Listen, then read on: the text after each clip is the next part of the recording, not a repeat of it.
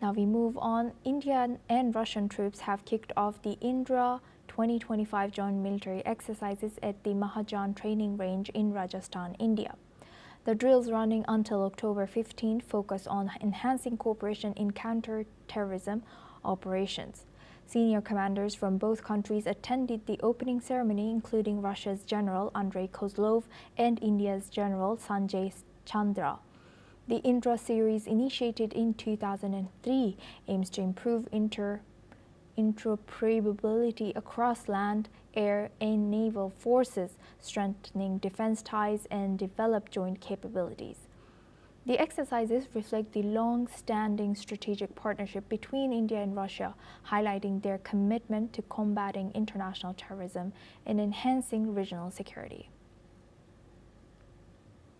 Now for this discussion, we are joined by retired Major General Sudhakarji. He's a senior geopolitical and strategic defense expert, joins us live from New Delhi. Thank you very much, Major General Sudhakarji, for joining us again. Good to see you. Can you give us a little bit of history behind Russia and India's cooperation and also INDRA exercises? Yeah, Soma, good evening. Thank you for getting me for your show. And with regard to the question you have raised, right since independence, India has had diplomatic relationship with Russia, but it picked up momentum in early 60s. And thereafter, when it came closer to 70s, let's take the mind of our viewers back to the military operation which was unleashed against India by Pakistan in 1971. And it is during the operations of 1971 that the strategic partnership came to the limelight between India and Russia. So Russia, when India was being threatened by the 7th Fleet of USA, Russians came to the rescue of India and they gave support to Indian armed forces. And it is with resolve, focus and determination and total dedication of the Indian armed forces that we beat the Pakistanis and we won the war of 1971 operations. During the war, 93,000 prisoners of Pakistan had been apprehended by India. They stayed with India for quite some time and subsequently they handed over back safely to Pakistan. But by and by, since 1971 till 2000, there are multiple verticals and heads in which India and Russia have collaborated, be it of aircrafts or dependency with regard to the defense forces has increased significantly. It had gone up to a percentage of almost about 86% of our total procurement of military hardware from any one country. And when it came to the early part of 2000, with the insurgency and terrorism picking up momentum towards Jammu and Kashmir, and subsequently it is lingering on till as late as 2025, there are many notable achievements which have taken place. One of the notable achievements is the joint collaboration of the BrahMos. The BrahMos, as we all know, it's a cruise missile. It has been developed co-jointly between Russia and India. Today, it is one of the best sellers as far as the armed forces product indigenously produced by India and being sold to foreign countries. Philippines is the first country where this transfer of this equipment has taken place. And there are many bidders for this weapon system after Operation Sindoor because the effectiveness of this weapon platform has been seen. Besides that, being the largest military hardware importer from Russia, whether it is tanks or the guns or the aircrafts or the logistic aircrafts, IL-76 or the Su series aircrafts, or you talk about the MiG series, MiG-21, though it has been outdated, and MiG-29 is the central frame in our naval resources as also the Air Force resources. So what has happened is from 2003, this joint exercise of Indra has come about to bring in some degree of interoperability and in respect of all the three services, Army, Navy, Air Force. So Indra is a biannual, meaning there are two important exercises in a year and at a gap of approximately 6 months. It could be naval exercise, it could be Air Force, it could be Army. Currently, what is going on is a very important exercise in Rajasthan.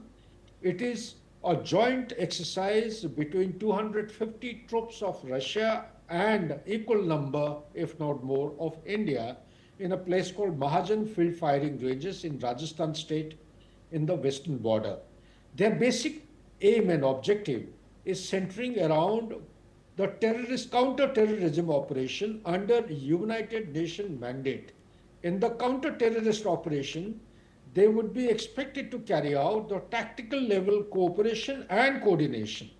Besides that, there are many other issues with regard to command, control, communication, and coordination, and interoperability of the weapon system, of the communication system, of the alternatives to different means and methods which are adopted for implementation of any executive order once the planning has been made. Back to you, Asuma. And building on that, given the long-standing strategic partnership, even you've mentioned even before this, Russia and India started getting or were gaining momentum in 1960s. What role do these Indra joint military exercises play in reinforcing defense ties and addressing emerging global security challenges for both countries? Excellent question. Very pointed answer to your question is the global order is evolving. There is a huge churn. Bipolarity of 20th century has actually given into multipolarity, maybe for a temporary period. But what has happened in past 6 months, or the preceding 6 months in the world order, it gives me enough of reasons and justification to believe that perhaps the world order is evolving into bipolar, that is USA and China. Rest all are yet to attain the status of multipolar poles, which is to be called as polycentric world way back in First and Second World War. So in a circumstance like this, Russia being a P5 member and an evergreen friend of India, it is called, for lack of correct expression, higher than the Everest and deeper than the ocean. It's some kind of an evergreen and everlasting friendship, strategic partner of Russia, and with special relationship, India has been building up its bonding with this country on multiple purposes. Because in times of criticality, it is Russia which has stood by India and extended a helping hand. And Russia as a country, after the disintegration of USSR, when the Cold War 2.0 started, having taken over the mantleship of the previous USSR or the Soviet Union status, the country has extended all kinds of assistance and support in terms of military hardware, space technology, or co-joint and co-development of any armament, communication system, and joint know-how of technological powers that Russia had, and it has actually come to the rescue of India in worst of times. So therefore, it actually brings me to the point that the kind of support on which India has been building up its relationship in the changing world order, there is only one reliable partner as far as India is concerned, and that partner is Russia, time-tested partner. In addition to Russia, of course, we have Israel, but I would say, I would bet for Russia because it is a kind of a relationship which actually makes me not to look back but to look ahead with very progressive, forward-looking and very objective development towards India's growth story to become a global power by 2047 or earlier than that. And You have mentioned that Russia and India's relationship has gone through challenges and tests, and it's proven. How do you see this relationship especially this year, Trump administration has been poking this relationship. How do you see U.S.'s interference in this relationship? You see, in changing world order, mindful of the fact that USA is a declining superpower, USA itself is loaded with multiple challenges in the homeland. The internal stability is a big question as far as USA is concerned. And while its internal challenges cannot be addressed, it is actually, destabilizing the whole world order in form of tariff and host of other issues, and imposing irrelevant tariffs on India, a country like India, on grounds of buying fossil fuel from Russia is highly unjustifiable, because at the time of invasion of Ukraine by Russian forces, way back in February 2024, it is at the behest of America and the Western alliances countries that India had resorted to buying oil from Russia so as to stabilize the oil price in the world order or the world market. So it is not understood as to how and why America has imposed this tariff, which is a very big and substantive trigger as Yes. far as relationship is concerned. Number two, America itself is buying Yes. uranium and also its economic commercial activities with Russia between Yes. January 2020 and now, in past 8 to 9 months' time, during Trump 2.0, Yes. the economy has actually rebounded and grown by 20% as far as America and Russia is concerned.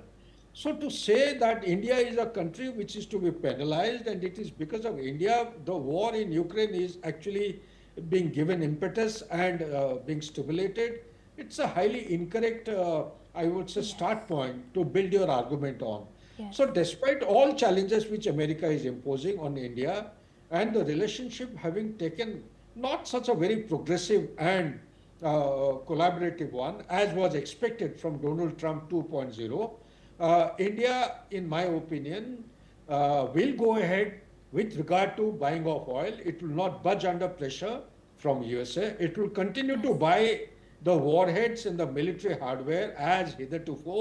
It will continue to do business with Russia as usual without any changes or modification. These issues are actually bound and driven by the foreign policy philosophy of India, Yes. which is called as the strategic autonomy.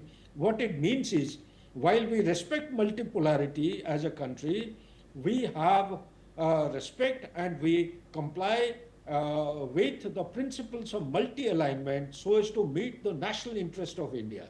That cannot be compromised. America at no point in time can either put pressure on Russia nor in India. So in evolving world order, what I see is that Russia, despite the economic sanctions, which are numbering to almost more than 26,000 between 2014 and Yes. now, Major. and despite all kinds of restrictions imposed on Russia, the war hasn't come to an end between Ukraine and Russia. Therefore, America and the Western alliances have to be more pragmatic and more, I would say, they should apply themselves in a more creative manner to bring this mindless conflict to an end as early as possible. Rather than adopting measures against India, they should actually look at other issues from the Western alliances by creating a long-lasting security architecture from the Europe and between Europe and Russia.